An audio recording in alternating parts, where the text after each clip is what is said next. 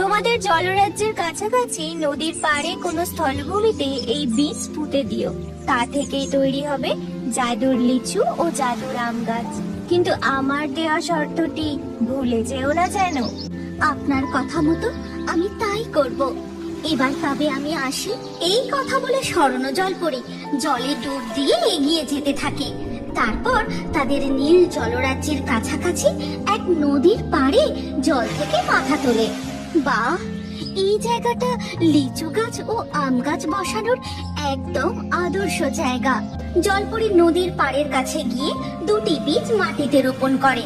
তারপর সে নীল সাগর রাজ্যে ফিরে যায়। এরপর কেটে যায় বেশ কিছু বছর।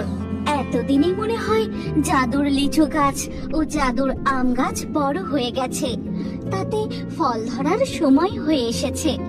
যাই, আমার লিচু বাগানে যাই। আরে আরে, আমার লিচু গাছে ও আম গাছে কত ফল ধরেছে, কি সুন্দর লাগছে। জলপরীর লিচু গাছে প্রচুর লাল লাল লিচু ধরে, কিন্তু তখনই জলপরি লক্ষ্য করে তার গাছে বেশ কিছু টিয়া পাখি বসে লিচু খাচ্ছে। হেই, হুশ হুশ, যা, আমার গাছ থেকে উড়ে যা বলছি, না হলে আমি তোদের ধরে বন্দি করে রাখবো। এইভাবে স্বর্ণ জলপরি টিয়া পাখিগুলোকে লিচু গাছ ও আম গাছ থেকে তাড়িয়ে দেয়। এই জঙ্গলের পাখিদের থেকে আমার গাছের লিচুগুলোকে যে কিভাবে বাঁচায়, হ্যাঁ, একটা বুদ্ধি এসেছে। গাছের লিচুগুলো ও আমগুলো গুনে রাখি, এরপর কোনো পাখি চুরি করে খেলে আমি ঠিক বুঝতে পারবো। তারপর গোনা হয়ে গেলে আর কিছুদিন গেলেই লিচুগুলো ও আমগুলো একদম পেকে যাবে। তারপর আমি পেরে জলরাজ্যে নিয়ে যাব। যাই, এবার আমার জলরাজ্যে ফিরে যাবার সময় হয়ে গেছে।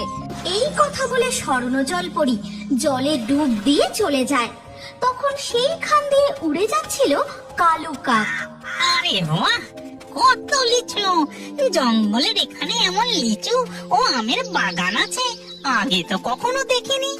যাই, লিচু গাছটায় গিয়ে বসি। তারপর সে একটি লিচু তুলে নিয়ে মজা করে খেতে থাকে। ও হো হো হো, কি সুন্দর, কি সুস্বাদু! রসে ভরা লিচু খেয়ে আমার মন একেবারে ভরে গেল। এক গোছা লিচু আমার বউ মিনু কাকের জন্য নিয়ে যাই। কালু কাক এক গোছা লিচু তুলে নিয়ে উড়ে তার বাসার দিকে চলে যায়। ওদিকে তখন কুঁজোপরি তার উঠানে বসে বলে, আমার খুব খিদে পেয়েছে, কদিন গায়ে খুব জ্বর, ভিক্ষাও করতে যেতে পারিনি, আমার খুব খিদে পেয়েছে। এই কুঁজোবুড়ির বাড়ির উঠানের এক গাছে বাসা বেঁধেছিল টুনি পাখি, আর তার পাশেই আরেকটি গাছে বসবাস করত কালু কাক ও মিনু কাক। কুঁজোবুড়ির কষ্ট দেখে টুনি পাখি উড়ে তার কাছে যায় আর বলে, তোমার খুব খিদে পেয়েছে তাই না? বুড়িমা, তুমি চিন্তা করো না, আমি তোমার জন্য কিছু না কিছু খাবারের ব্যবস্থা ঠিক করব। তখন টুনি দেখে তার প্রতিবেশী কালু কাক মুখে করে একটি লিচু নিয়ে এসে তার বাসায় বসে। এই দেখো মিনু, তোমার জন্য আমি কি নিয়ে এসেছি, মিষ্টি রসে ভরা পাকা লিচু। তাই নাকি? তাহলে তো এক্ষুনি খেয়ে দেখতে হয়। কালু কাকের বউ মিনু কাক লিচুটা খেতেই, বাহ, কি সুন্দর গো লিচুটা, কি মিষ্টি!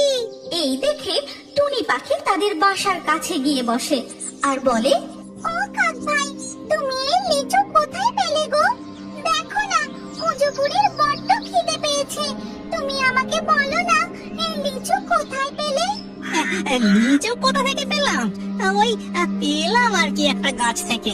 তুমি ওই লিচুর খোঁজ টুনিকে একদম বলো না, ওই লিচু শুধু তুমি আমার জন্য নিয়ে আসবে। কুঁজোবুড়ির খুব জ্বর, ঘরেও কিচ্ছু খাবার নেই, আমি শুধু কুঁজোবুড়ির জন্যই কটা লিচু নিয়ে আসবো। না না না না না না, বলা যাবে না, তুমি অন্য কোনো ফল খুঁজে নিয়ে আসো বাপু। তারপর সে খাবার খোঁজার জন্য উড়ে যায়। এদিকে সেদিকে খাবার খোঁজার অনেক চেষ্টা করে। তারপর হঠাৎ সে দেখতে পায় নদীর পাড়ে একটা লিচু ভর্তি গাছ। তারপর টুনি পাখি ঠোঁটে করে এক গোছা লিচু নিয়ে কুঁজো বুড়ির কাছে ফিরে আসে। বুড়িমা,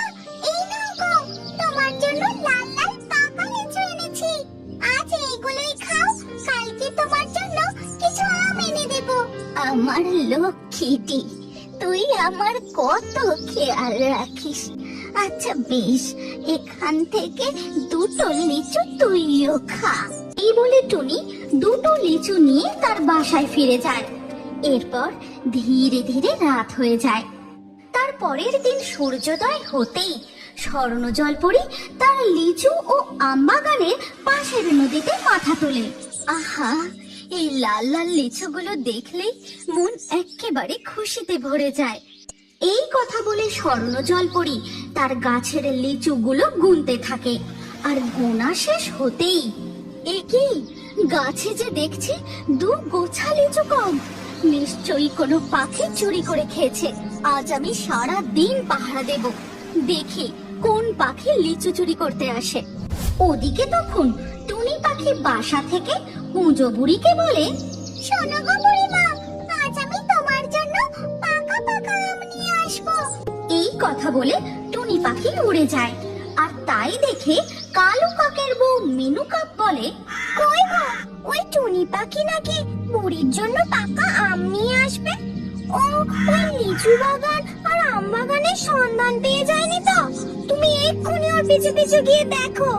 আর শোনো না, ফেরার সময় আমার জন্য আজ 1 গোছা লিচু নিয়ে এসো, কেমন? ঠিক আছে, তাই নিয়ে আসবো। এই বলে কালু কাকু সেখান থেকে উড়ে যায়। তারপর সে ওই লিচু গাছের পাশে আম গাছে বসে। কই, টুনিকে তো লিচু গাছে দেখছি না। তার মানে ও এই লিচুর সন্ধান পায়নি। এই সুস্বাদু লিচু শুধু আমি আর আমার বউ খাবো। তারপর কালু কাক উড়ে লিচু গাছের ডালে বসে। সে দেখতেও পায় না যে স্বর্ণজলপরী নদীতে পাহারা দিচ্ছে। আহা, কি মিষ্টি লিচু! যেন মনে হয় সব সময় এই লিচুই খেয়ে যাই। এ কি, আমার গাছে যে একটা কাক বসে লিচু খাচ্ছে। হাই, হুশ হুশ, যা, আমার গাছ থেকে উড়ে যা বলছি। ও বাবা, এ যে দেখছি এক জলপরি। তুমি জলে থেকে আমাকে এই লিচু গাছ থেকে তাড়াতে পারবে না। তোমার এই লিচু খুব সুস্বাদু। কাক, তোর এত বড় সাহস, আমার গাছের লিচু খাবি, আবার বউয়ের জন্যও নিয়ে যাবি? দাঁড়া, মজা দেখাচ্ছি। এই কথা বলে জলপুরি জাদু করে লিচু গাছের উপরে এক টুকরো মেঘ নিয়ে আসে। তারপর ঝমঝম করে খুব জোরে বৃষ্টি শুরু হয়। রে, এই বৃষ্টিতে যে আমার ডানা ভিজে গেল। এবার যে আমি উড়তেও পারবো না। দুষ্টু কাক, তুই আর পালাতে পারবি না। এবার তুই লিচু চুরির শাস্তি পাবি। ওই সময় পাশের আম গাছে টুনি পাখি তার ঠোঁটে একটা আম নিয়ে বসেছিল। কালু কাকের ডাকাডাকি শুনে সাথে সাথে সে মুখ থেকে আম ফেলে দিয়ে কালু কাককে উদ্ধার করতে যায়। তারপর কোনো রকমে তাকে সঙ্গে নিয়ে টুনি সেখান থেকে উড়ে পালিয়ে যায়। আর টুনি পাখি কুঁজো বুড়ির কাছে গিয়ে বলে, বুড়িমা, আজ আমি তোমার জন্য একটাও আম আনতে পারলাম না। আর ওদিকে কালু কাক তার বউ মিনু কাককে সমস্ত ঘটনা খুলে বলে।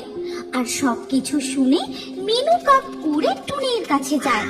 আমার ভুল হয়ে গেছে টুনি পাখি, আমি তোমাকে হিংসে করতাম, কিন্তু তুমি আজ তোমার মুখের ফল ফেলে দিয়ে আমার স্বামীর জীবন বাঁচিয়েছো। আমাকে ক্ষমা করে দাও টুনি পাখি।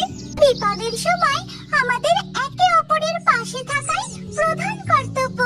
তোরা ওই দিকটায় তাকিয়ে দেখ, কালকে আমি লিচু খেয়ে যে দানা ফেলেছিলাম তা থেকে রাতারাতি লিচু গাছ বড় হয়ে গোছা গোছা পাকা লিচু ধরেছে। আজ থেকে তোদের আর আমার খাবারের কোনো অভাব হবে না।